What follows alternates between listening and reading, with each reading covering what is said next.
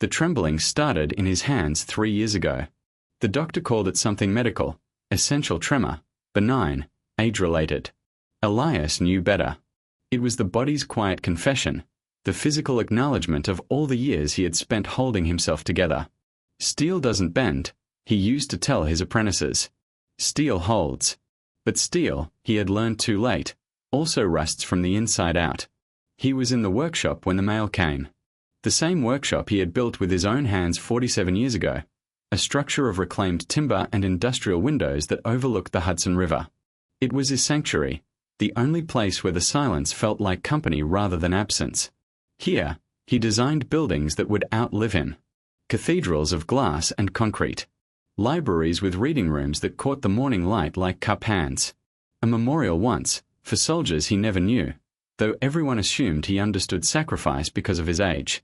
They assumed wrong. They always did. The envelope landed on top of the pile. Cream-colored. Hand-addressed. No return label, but the postmark stopped him cold. A small town in Vermont he had traced on maps 1,000 times in 1944, imagining her there, imagining her safe, imagining her forgetting him. His name was written in a script he had not seen in 40 years. The loops were shakier now, the pressure uneven, but the handwriting belonged to the same hand that had once folded a note into his palm on a train platform and whispered, "Read this when you're alone." He had never opened that note. He had carried it in his breast pocket through the war, through the occupation, through the long years of rebuilding. It stayed with him when he married Clara, when he became a father to children who were never quite his, when he became a grandfather to names he sometimes confused. The note sat in a small wooden box on his nightstand, unopened, unread, a sealed testimony to a choice he had made before he understood what choice truly cost. The envelope in his hand now felt heavier than any blueprint he had ever rolled, any foundation he had ever poured. He did not open it. He set it on the workbench beside a half-finished model of a public library and stared at the river instead. The water moved the way it always moved, indifferent to the lives that changed along its banks. He had watched this river on the morning he left for basic training. He had watched it the day he returned, a sergeant's stripes on his sleeve and a dead man's guilt in his chest. He had watched it the afternoon he proposed to Clara, not because he loved her the way a man should love a woman, but because she was kind and steady and asked nothing about the letters he never received. The memory came anyway. It always did. June 1944. A train station in upstate New York, crowded with uniforms and suitcases and the particular desperation of people saying goodbye to things they might never see again. He was 22. She was 20. Her name was Isabel Machond, and she spoke English with an accent that made every word sound like music played too quietly in an empty room. She had come to America 4 years earlier, a refugee from Lyon, from a city that was no longer French but German. Her parents had stayed behind. Her father ran a print shop. Her mother taught piano. They believed, as so many believed, that the trouble would pass, that civilization would reassert itself, that neighbors would remember they were neighbors. They were wrong. Isabel carried their letters in a satchel she never let out of her sight, letters that stopped arriving in 1943. Elias met her at a USO dance. He was not a dancer. He had gone because his friend Michael insisted, because Michael said there were girls there who would make a man forget he was shipping out in 2 weeks, because Michael was the kind of person who believed forgetting was possible. Elias stood against the wall with a cup of punch he did not want, watching couples spin under colored lights, when he noticed her. She was not dancing either. She sat at a small table near the window, a book open in front of her, though she was not reading. She was watching the door, watching the way people watched for someone who might not come. He crossed the room without deciding to. His legs made the choice. His voice followed. That must be a very interesting book. She looked up. Her eyes were grey, the color of river stones, and they held his gaze with a directness that made him feel seen in a way he had never felt seen before. "It is not interesting at all," she said. "It is a dictionary. I am learning words I do not need." "What word are you on now?" She glanced down at the page, then back at him. "Yearning. It means to have an intense feeling of longing for something that is lost or unattainable." He sat down across from her without asking permission. "That's a heavy word for a Tuesday night." "It is the only word that matters," she said. And then she smiled, just slightly, just enough to change the shape of her face from guarded to hopeful. I am Isabel. Elias. Like the prophet. I didn't know I was a prophet. She closed the dictionary. Prophets never do. They just open their mouths and the truth comes out. They talked until the dance ended. They talked until the janitor started stacking chairs. They talked until Michael found him and said the last train was leaving, and if Elias didn't get on it, he would be walking 20 miles in uniform and the MPs would have questions. Elias did not care about the MPs.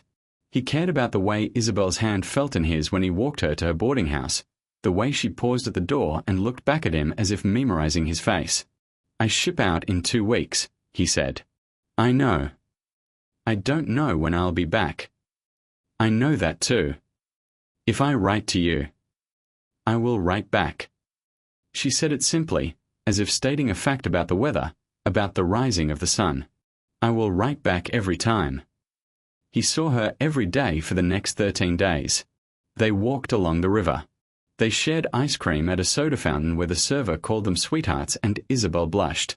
They sat on a park bench and she told him about Lyon, about the cobblestone streets and the smell of baking bread in the morning, about her mother's hands on the piano keys, about her father's printing press that could make 1,000 identical copies of anything except, apparently, a safe passage for his family.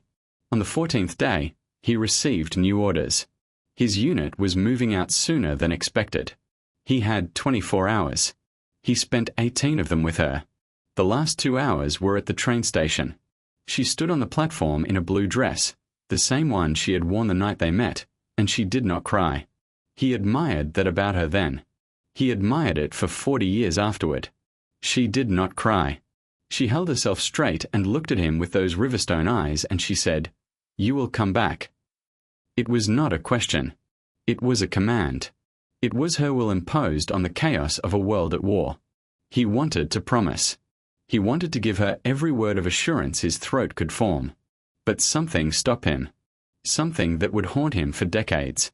He looked at her and saw not just the woman he loved, but the woman he could not bear to destroy. If he died, her waiting would kill her slowly. If he lived but came back wrong, her devotion would chain her to a ghost. The only way to protect her was to release her. So he made a choice. The choice of a man who believed strength meant carrying burdens alone. "I need you to do something for me," he said. "Anything. When the train leaves, I need you to forget me." Her face did not change, but something behind her eyes shifted, something fundamental and irreparable. "You do not mean that." "I do." His voice was steady. "Steel. I can't spend the war worrying about you waiting. I can't spend every night wondering if you're safe, if you're moving on, if I am still alive." The words hung between them. He had no answer. She reached into her small handbag and pulled out an envelope. Cream-colored. Her handwriting on the front. His name. "Read this when you are alone," she said. "And then decide if you still want me to forget you." She pressed it into his palm. Her fingers lingered a moment longer than necessary. Then she turned and walked toward the train without looking back. He watched her board. He watched her find a seat by the window. He watched her press her hand to the glass, not in farewell, but in something else. A claim. A promise. The train pulled away. He stood on the platform until the last car disappeared into the trees. He stood until the station master asked if he was all right. He stood until the sky darkened and the first stars appeared. He never opened the envelope. He told himself it was strength. He told himself it was mercy. He told himself she would find someone else, someone whole, someone who could offer more than uncertainty and absence and the constant threat of a telegram with bad news. He folded the envelope into his breast pocket, over his heart, and carried it through the war. The river moved outside his workshop window. 40 years of mornings, and he still watched it the same way, waiting for something to come back that had long since passed. His eyes returned to the envelope on the workbench. New cream. New handwriting. Old name. Isabel Marchand. He picked it up. The tremor in his hands was not benign. It was not essential. It was 40 years of silence finally demanding to be broken. He slid his thumb under the flap. The letter opener was silver, a gift from Clara on their 10th anniversary. She had engraved it with a single word, Elias. Not love or forever or any of the sentiments women were supposed to carve into things. Just his name, as if the greatest gift she could give him was the confirmation that he existed, that someone saw him, that someone had chosen to stay. He had used it every day for 30 years. Until today. The envelope sat open on his workbench, the flap lifted but the contents still hidden. He had stopped at the threshold, his thumb resting against the folded paper inside, his breath caught somewhere between his chest and his throat. 40 years of not knowing. 40 years of constructing a life on the foundation of that single, deliberate ignorance. And now, in the space between one heartbeat and the next, everything he had built could crumble. He pulled the paper out. It was not a letter. It was a photograph. Black and white. Faded at the edges. A young man in uniform standing on a train platform, his face half turned toward the camera, his expression caught between goodbye and forever. He remembered when she took it. A soldier passing by had offered. She had said yes, then handed the camera back and stood beside him for just a moment before the stranger clicked the shutter. In the photograph, she was not visible. Only him. Only the way he looked at her, even when looking at the lens. Beneath the photograph, a single line of handwriting. I kept this. I kept you. I am at the old train station. The old train station. Not her home. Not a neutral cafe. Not a quiet restaurant where they could sit across from each other like civilized strangers and pretend the decades between them were nothing. The old train station. The place where he had told her to forget him. The place where she had given him a letter he never read. The place where his life split into before and after, and he had spent 40 years living exclusively in the aftermath. She had chosen that location deliberately. He knew her well enough to know that. Isabelle Marchand did nothing without intention. She had waited 40 years to write to him, and when she finally did, she did not ask him to come to her. She asked him to come to the ruins. He did not move for a long time. The workshop had always been his refuge, the one place where the chaos of the world could not reach him. He had designed it that way. High ceilings, thick walls, windows that faced the river instead of the road. He came here when Clara's silences grew too heavy. He came here when his children asked questions about the war he could not answer. He came here when the nightmares woke him at 3 a.m, visions of mud and snow and faces he had failed to save. The nightmares were never about the war. They were always about the train station. In the dreams, he was still 22. Still standing on the platform. Still watching the train disappear. But in the dreams, he ran after it. He sprinted down the tracks until his lungs burned, until his legs gave out, until he collapsed on the gravel and woke up reaching for something that was never there. He had never told anyone about those dreams. Not Clara. Not the doctors.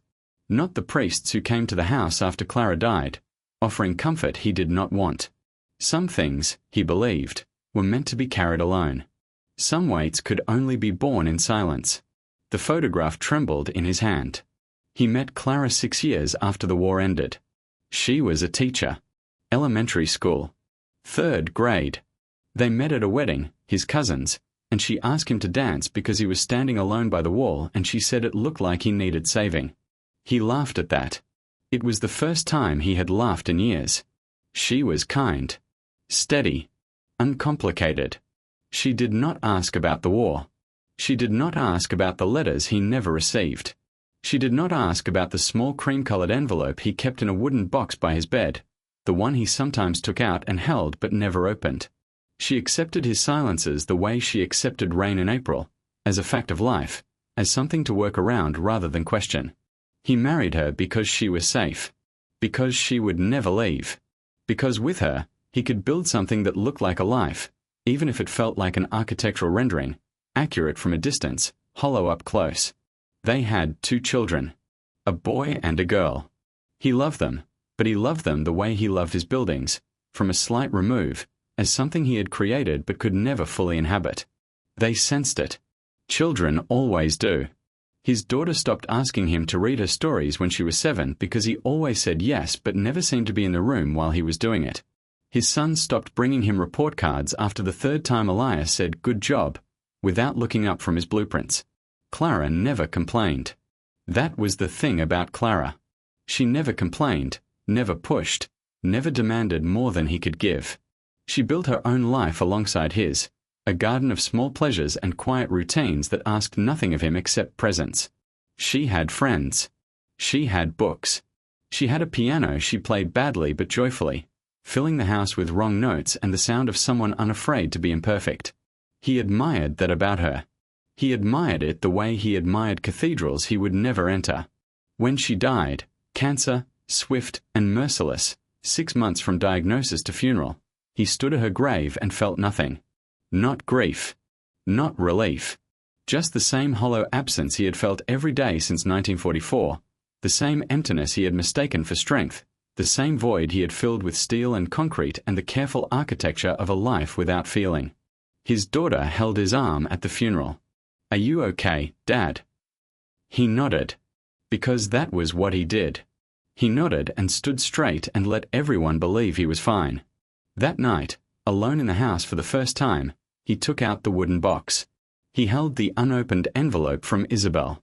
He pressed it to his chest and wept for the first time since he was 12 years old, for reasons he could not name and did not try to understand. The photograph in his hands now was proof that he had not imagined her. That she was real. That she had existed beyond his memory, beyond his dreams, beyond the guilt he carried like a second skeleton beneath his skin. She was still alive. And she was waiting at the train station. He looked at the clock on the wall. 3:15. The station was 2 hours away, if traffic was light. 2 hours through countryside he had not travelled in decades, past farms and towns and intersections he had last seen when he was young enough to believe that love could survive anything except the people who were supposed to protect it. He should go. He knew he should go. Every instinct, every buried desire, every suppressed memory screamed at him to stand up, get in the car, drive until he saw her face. He did not move. Because going meant admitting that his entire life had been a mistake.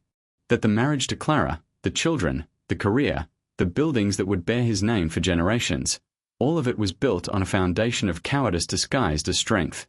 That the man who told a woman to forget him was not a hero protecting her from grief, but a boy too afraid to risk being forgotten himself. If he went to that station, everything crumbled. The story he told himself about who he was. The narrative he had constructed to survive. The lie that had kept him upright for 40 years. If he did not go, she would wait. She would sit on that bench, the same bench where they had shared ice cream and dreams and the impossible hope of a future, and she would wait until the sun went down and the stars came out and the station master locked the gates for the night. She would wait until hope curdled into acceptance, until acceptance hardened into the same permanent disappointment he had carried since he watched her train disappear. He could not go. He could not stay. The river moved outside his window, indifferent as always. He thought about the buildings he had designed. Every one of them, from the smallest private library to the tallest office tower, shared a single feature. A hidden room. A space not on any blueprint, accessible only to those who knew where to look. He called them breathing rooms in his private notes, small chambers where a person could sit alone with nothing but light and silence and the feeling of being momentarily unseen. He had built them into every structure for 40 years. Dozens of hidden spaces scattered across 3 states, known only to him. Places where he imagined Isabel might someday sit, might someday rest, might someday understand why he had done what he did. He never told anyone about them. Not Clara. Not his partners at the firm. Not the contractors who built them and assumed they were storage closets or maintenance access. They were his secret offering, his private prayer, his way of building a world she could inhabit even if she never knew it. The photograph slipped from his fingers and landed on the workbench. He picked it up again.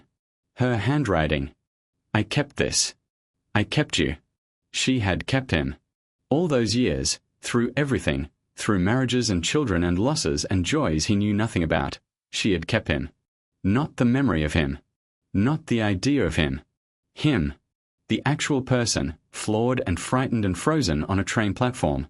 Too young to know that strength was not the ability to let go, but the courage to hold on. He stood up. His knees protested. His back ached. The tremor in his hands had spread to his shoulders, his chest, the corners of his mouth where something that might have been a smile was trying to form. He picked up his keys. He walked out of the workshop without locking the door, without turning off the lights, without looking back at the river that had witnessed 40 years of waiting and never once told him what he was waiting for. The car started on the first try, as if it too had been waiting for this moment. The road unraveled beneath him like a memory he had forgotten he possessed. Every turn was familiar in a way that defied explanation. He had not driven this route since 1946, when he came home from the war and took a Greyhound bus through these same towns, staring out the window at a country that had moved on without him. The bus had stopped at a diner in Poughkeepsie. He had ordered coffee he did not drink and watched a young couple in a booth across from him, laughing at something he could not hear, their hands intertwined on the table like they had forgotten they were touching. He had hated them then. Hated their ease, their ignorance, their assumption that the world would let them stay that way. He had sat in that diner and felt something curdle in his chest, something that would take 40 years to name, not hatred, but grief. Grief for the hands he had let go. The car passed the diner now. It was still there, though the sign had changed and the parking lot was full of cars that did not exist in 1946. He did not stop. He drove. The landscape shifted as he traveled north. Suburbs gave way to farmland. Farmland gave way to forest. The Hudson narrowed and narrowed again, a silver thread stitching the state together. He rolled down the window and let the air hit his face, cool and sharp with the smell of late autumn, of leaves surrendering to gravity, of earth preparing for the long sleep of winter. His mind would not stop. It showed him things he had buried. Not the war. The war was easy to bury, easy to frame as something that happened to someone else, someone younger, someone who no longer existed. It showed him the things that came after. The empty apartment he rented in 1947 because he could not bear to go back to his parents' house, where his mother would ask about girls and his father would ask about the war, and neither of them would understand that the two questions were the same question. The nights he spent walking city streets because sleep meant dreams, and dreams meant the train station. The morning he woke up and realized he had gone an entire day without thinking about Isabel, and the guilt of that forgetting was worse than the pain of remembering. He had married Clara 3 months later. He had told himself it was time. That he was 28, that life was passing him by, that a man could not build a future on the wreckage of a past he refused to examine. Clara appeared in his life like an answer to a question he had stopped asking. She was there. She was kind. She wanted him. That should have been enough. It was enough. For 40 years, it was enough. But enough was not the same as everything. The car crested a hill and the train station came into view. He pulled over. The engine idled. His hands gripped the steering wheel. Ahead of him, maybe half a mile down the road, sat the building where his life had ended and something else had begun. It was not the same. Of course it was not the same. 40 years had passed. The station had been decommissioned in the early 70s, when the rail line shifted and the town shriveled and progress moved on to places that still mattered. The building still stood, but it stood the way old men stand at funerals, upright, present, but fundamentally absent. The paint was gone. The windows were boarded. The platform where Isabel had pressed her hand to the glass was cracked and overgrown with weeds. But the bench was still there. The same bench. The one they had sat on 13 days in a row, the one where she told him about Leon, the one where he first admitted he loved her without using the words because the words felt too small for what he felt. It was faded now, the wood silver with weather, but it was unmistakably the same bench. And on it, a figure Saturday. Small. Still. Facing away from him, toward the tracks that no longer carried trains. Isabel. He could not move. 40 years of imagining this moment, and he had never imagined it would feel like this.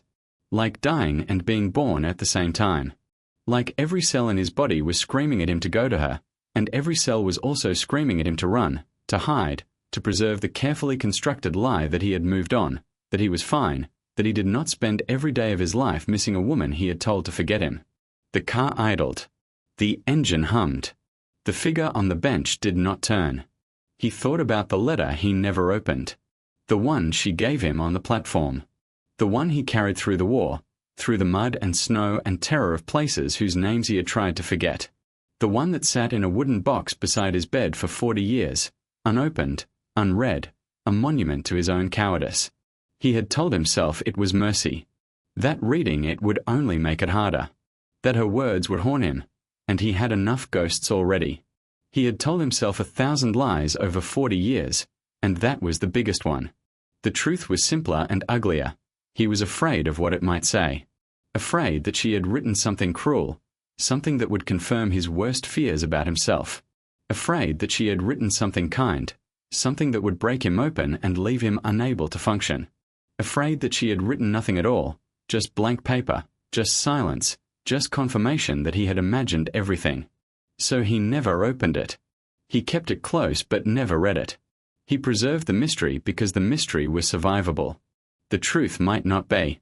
The figure on the bench shifted, adjusted her weight, turned slightly, as if sensing someone watching. He saw her profile. Grey hair now, pulled back in a loose bun. Shoulders that curved forward with the weight of years.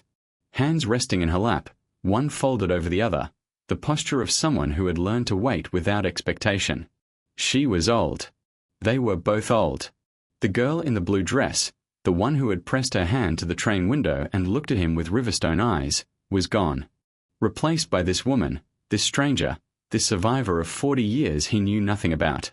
And yet something in the way she held herself was exactly the same. The straightness of her spine despite the curved shoulders. The tilt of her head, listening for something only she could hear. The stillness. The terrible, patient stillness of someone who had learned that movement changed nothing. He killed the engine. The silence rushed in like water through a broken dam. No traffic. No wind. Just the distant call of a bird and the sound of his own heartbeat, loud in his ears, insistently alive. He opened the car door. His legs carried him forward without his permission. One step. Another. The gravel of the parking lot crunched under his shoes, announcing his approach. She did not turn. Either she had not heard, or she was waiting for him to close the distance, to prove that this time he would not stop halfway. 10 yards. Then 5. Then close enough to see the texture of her coat, the wrinkles at the corners of her eyes, the slight tremor in her hands that matched his own. She spoke without turning. You came. Her voice was older, thinner, but unmistakably hers. The same accent, softened by decades in America but never erased. The same music beneath the words. He stopped. His mouth opened. Nothing came out. She turned then. Slowly, as if giving him time to run, to retreat, to do what he had always done. Her eyes found his. Grey. Still grey. Still river stones. Still the same eyes that had looked at him on a train platform 40 years ago and said, "You will come back." "You came back to the station," she said. It was not a question. It was an observation. A fact. Like the weather, like the passing of time, like the undeniable truth that they were both here, both alive, both facing each other after everything. He found his voice. It came out rough, broken, not his own. I never left it. Something shifted in her face. Not a smile. She was not smiling. But something behind her eyes, some wall he had not noticed until it moved. She gestured to the bench beside her. An invitation. Not a command, not a plea. Just an open hand, a small space, a choice. He Saturday. The wood was hard beneath him. Cold. Real. He could feel her presence beside him like heat from a fire, like something that warmed without touching. They sat in silence for a long moment. Two old people on a bench, facing tracks that led nowhere, watching nothing arrive. Then she spoke. I found your letters. His heart stopped. Literally stopped, a pause in his chest that lasted 1 beat, 2 beats, long enough to kill a man who had less reason to live. What letters? She reached into her coat and pulled out a small bundle. Tied with string. Worn at the edges. A stack of envelopes, maybe 20 in total, held together by decades and something stronger. I found them in a book you gave me, she said. The dictionary. The one I was reading the night we met. You wrote in the margins. Did you know that? Little notes. Little words. And then, tucked inside the back cover, these. She held them out to him. He took them. His hand shook so badly he could barely hold them, but he took them. His handwriting. His address.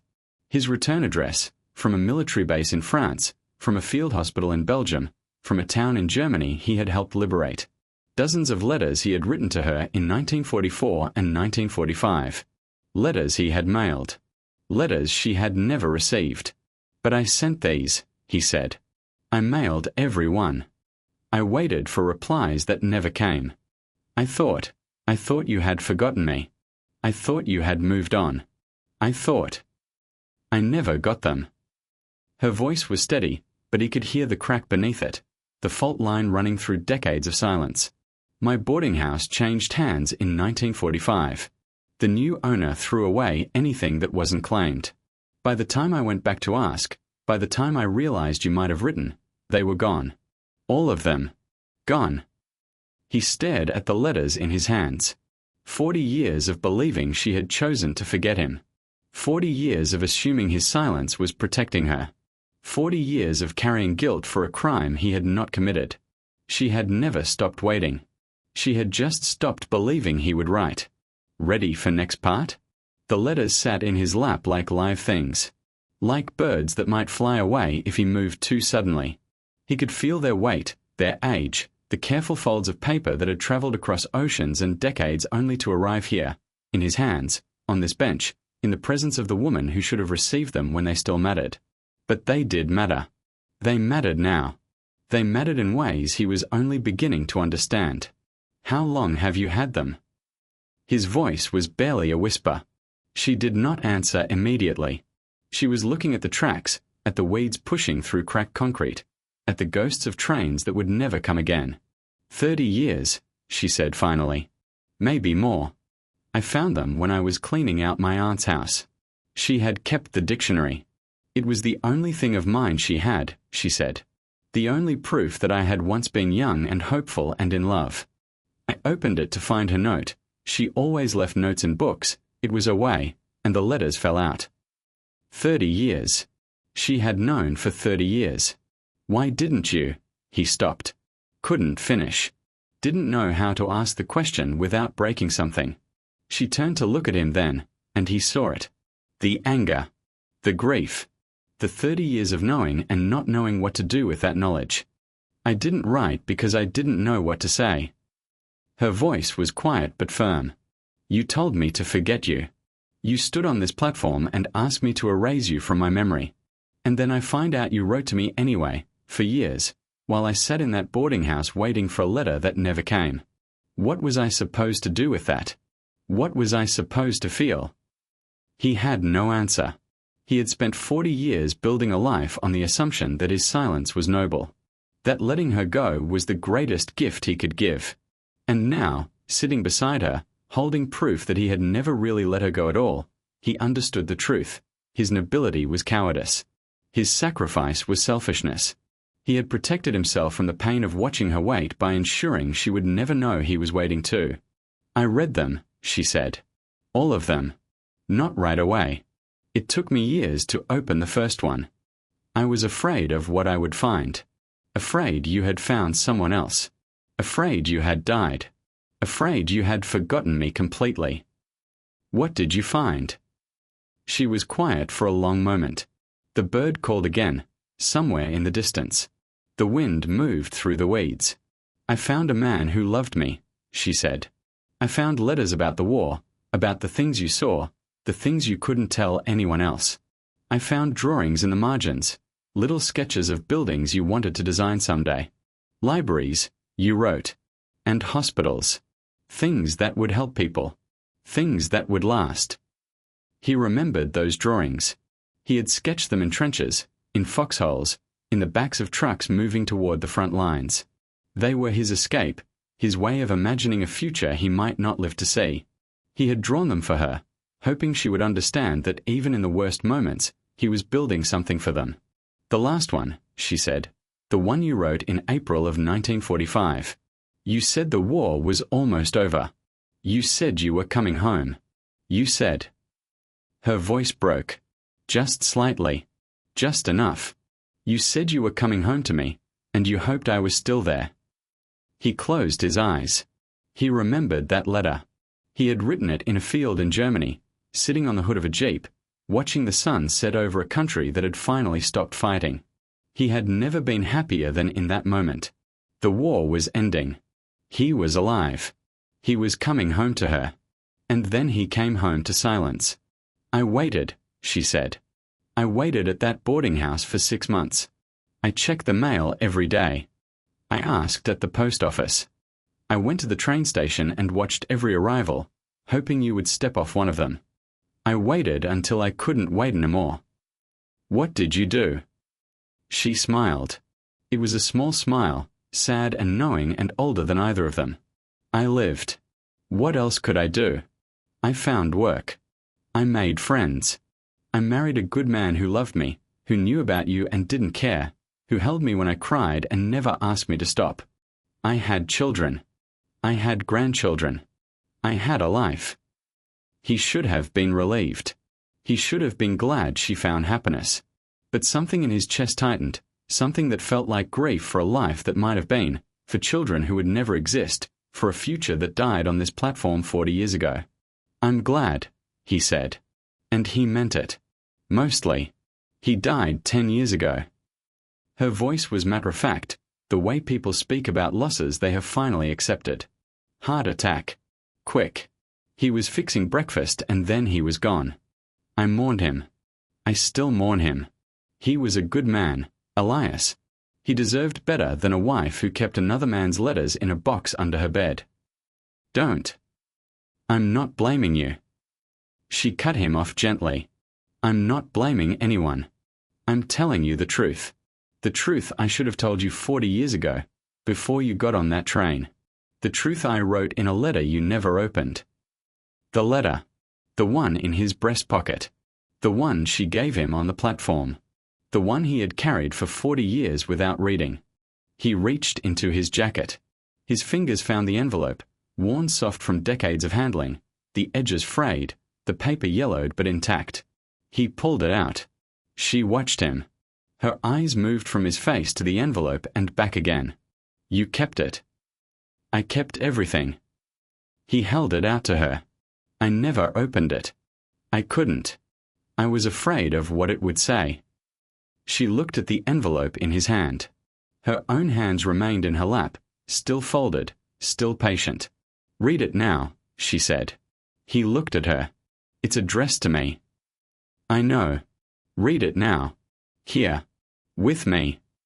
His fingers worked at the flap.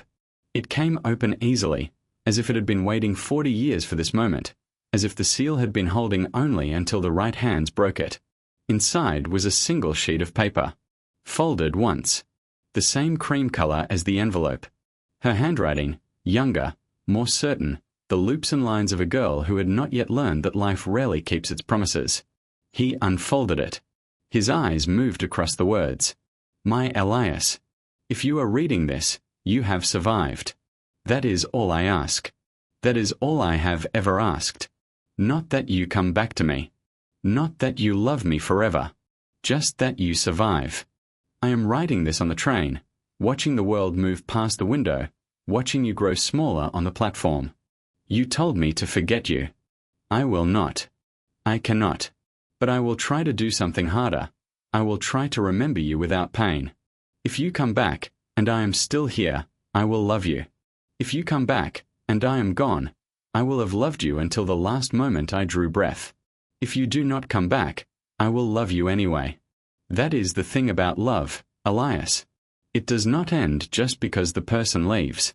It does not end just because the world says it should. I do not know what will happen. I do not know if this war will ever end, if we will ever see each other again, if the world will ever be safe for people like us. But I know this. You are the best thing that ever happened to me. You are the reason I believe in tomorrow. You are the reason I will keep living, keep hoping, keep waiting. Do not wait for me. Do not put your life on hold for a girl you met at a dance. Live, Elias. Build your buildings. Love someone if you can. Be happy if you are able. But if someday, somewhere, you find yourself thinking of me, know that I am thinking of you too. Know that somewhere in the world, I am alive because you existed. Forever. Isabel. The paper trembled in his hands. Or his hands trembled. He could not tell anymore. He looked up. She was watching him, her eyes bright with tears she would not let fall.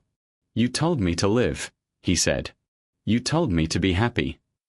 I meant it. I wasn't. His voice cracked. I wasn't happy. I built things. I married a good woman. I had children. But I wasn't happy. I was just waiting. Waiting for something I couldn't name. Waiting for a letter that never came.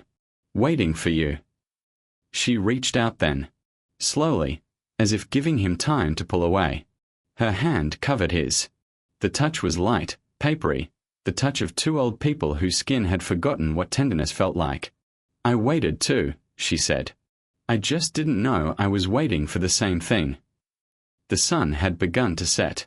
Orange light spilled across the abandoned tracks, across the weeds, across the bench where two old people sat holding hands like teenagers afraid of being seen. He turned to her. What do we do now? She thought about it. Really thought about it, the way she had always thought about things, carefully and completely and without rush. Now, she said, we stop waiting. They sat on the bench until the sun finished its descent and the first stars appeared overhead. Neither spoke. There was no need. 40 years of silence had taught them both that words were not always the point. Sometimes presence was enough. Sometimes sitting beside someone, feeling their warmth, hearing them breathe, that was the conversation that mattered. The station grew dark around them. The boarded windows became black rectangles. The tracks disappeared into shadow. The cold deepened, autumn giving way to the promise of winter, but neither moved to leave. Finally, she stirred. I should tell you, she said. About my life. About the years. He nodded. Not because he needed to know. He had spent 40 years imagining, and imagination had filled in enough details, but because she needed to tell. He understood that need. The need to be witnessed. The need to have someone confirm that the years actually happened, that the joys and sorrows were real, that a life lived in absence still counted for something. So she told him. She told him about the boarding house, how she stayed there until 1947, waiting for letters that never came, watching the mail slot every morning with a hope that dimmed a little more each day. She told him about meeting Richard at a bookstore in 1949. He reached for the same novel, they laughed, he asked her to coffee. She said yes because saying no felt like admitting you were still waiting for someone else. He knew, she said. From the beginning. I told him about you on our third date. I thought it would scare him off. Instead, he took my hand and said, tell me everything. So I did. And he listened. And then he said, I'm not him. I won't try to be. But I will love you as well as I can, for as long as you'll let me. She paused. Her voice softened. He kept that promise for 43 years. Elias listened. He did not interrupt. He let the words wash over him, let the shape of her life take form in his imagination. Richard was a high school history teacher. He loved jazz and hated gardening. He cried at weddings and funerals and the endings of sad movies. He proposed to her on a beach in Maine, down on one knee in the sand, the ring simple because that was all they could afford. He held her when their first child was stillborn and said, without hesitation, we'll try again. Or we won't. Either way, I'm here. They had 2 living children. A daughter who became a doctor. A son who taught music. Grandchildren whose photographs filled her wallet, which she pulled out now, showing him faces he had never seen, lives he had never known, a legacy that had nothing to do with him. He looked at each photograph carefully. He asked their names. He asked where they lived. He asked the kinds of questions a man asks when he is trying to build a bridge across 40 years of absence. When the photographs were put away, he told her his story. He told her about the war after the war, the nightmares, the guilt, the feeling that he had survived while better men had died. He told her about meeting Clara, about choosing her because she was safe, because she asked no questions, because she seemed to need nothing from him that he could not give. He told her about the children he loved from a distance, about the marriage that was kind but never warm, about the buildings he designed and the hidden rooms he built into every one. "I was building them for you," he said. "Every single one. A place where you could sit if you ever came. A place where you would be hidden, safe, unseen. I didn't know I was doing it. Not consciously. But looking back, I was building you a home I knew you would never occupy." She reached for his hand again. "And now?" He looked at her. Really looked. At the wrinkles around her eyes, the grey in her hair, the slight stoop of her shoulders. At the girl he had loved and lost and found again. At the stranger who shared his past and nothing else. "Now I don't know," he said. "I spent 40 years building a life without you. I don't know how to build one with you. I don't even know if that's possible. We are old, Isabel. We are old and we are tired and we have whole histories that have nothing to do with each other. What do two people like us do with the time we have left?" She did not answer immediately. She looked at the stars, at the darkness where tracks used to be, at the bench where they had sat as strangers and would leave as something else. "We don't build," she said finally. "That's what you do. You build. You design. You create things that last. But we don't have time to build, Elias. We have time to sit. We have time to talk. We have time to hold hands on a bench and watch the stars and tell each other the stories we should have told 40 years ago. That's enough. It's more than enough. It's everything." They stayed until the cold became unbearable. Then they walked to his car, slowly, carefully, two old people navigating uneven ground with the caution of those who understood what falls could cost. He drove her to the inn where she was staying. A small place in town, the kind of bed and breakfast that catered to leaf peepers in autumn and skiers in winter. She had been there 3 days, she told him. Waiting. Hoping. "I didn't know if you would come," she said as he parked outside. "I didn't know if you were even alive.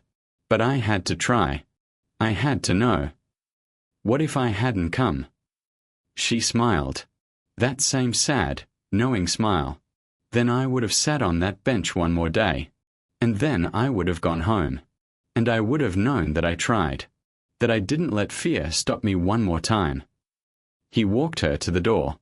They stood under the porch light, two silhouettes against the warm glow of the inn's lobby. "Tomorrow," he said. "Can I see you tomorrow?" "I'm here until Sunday." "Tomorrow, then. Breakfast." She nodded. "There's a diner in town.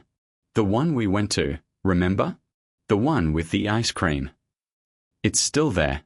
I passed it on the way." "Tomorrow, then. Breakfast." He wanted to kiss her. He wanted to hold her. He wanted to do all the things he should have done 40 years ago, before the war, before the train, before the silence. But he did none of those things. He just stood there, looking at her, letting himself be seen. "Good night, Isabel." "Good night, Elias." She went inside. He walked back to his car. He sat in the driver's seat for a long time before starting the engine, watching the light in her window, feeling something he had not felt in decades. Hope. Breakfast the next morning was awkward and wonderful and terrible and perfect. They talked too much and not enough. They ordered food they barely touched. They laughed at nothing and fell silent at everything. Two old people learning each other again, or maybe for the first time. They spent the day together. He showed her the town, how it had changed, what had remained. She told him about Lyon, about the trip she had taken there in 1985, about standing outside her childhood home and crying because strangers lived there now and her mother's piano was long gone. They walked along the river. They sat on a different bench. They held hands like teenagers, like fools, like people who had finally stopped caring what anyone thought. On Sunday, he drove her to the airport. She was flying back to California, to her daughter, to her grandchildren, to the life she had built without him. He was driving back to his workshop, to his river, to the buildings that would outlive him. They did not talk about the future. They did not make plans. They did not promise to write or call or visit. They just stood at the departure gate, two old people saying goodbye for the second time in 40 years. "This time," she said, "no one tells anyone to forget." "No," he agreed. "No forgetting." She kissed his cheek. Soft. Brief. The kiss of someone who had waited too long for more but understood that more was not always possible. "Thank you for coming to the station," she said. "Thank you for waiting there." She walked through the gate. She did not look back. He watched until she disappeared into the crowd, and then he stood there a little longer, letting the moment settle into memory. 6 months later, a letter arrived at his workshop. Her handwriting again. A return address in California. He opened it immediately. Inside was a photograph. The same train station, taken recently, the bench visible in the foreground. And beneath it, a note. "I'm still here. Still waiting. Not at the station, at home. If you ever want to sit on a different bench, you know where to find me. Forever. Isabel." He smiled. He folded the letter carefully, the way he had folded everything she had ever given him. He placed it in the wooden box beside his bed, next to the unopened letter from 1940 for that he had finally read, next to the bundle of his own letters she had kept for 30 years. Then he picked up the phone. He called an airline. He booked a flight. He packed a small bag. The next morning, he drove past the train station without stopping. He drove past the river, past the diner, past all the places where he had waited without knowing he was waiting. He was done waiting. He was going home.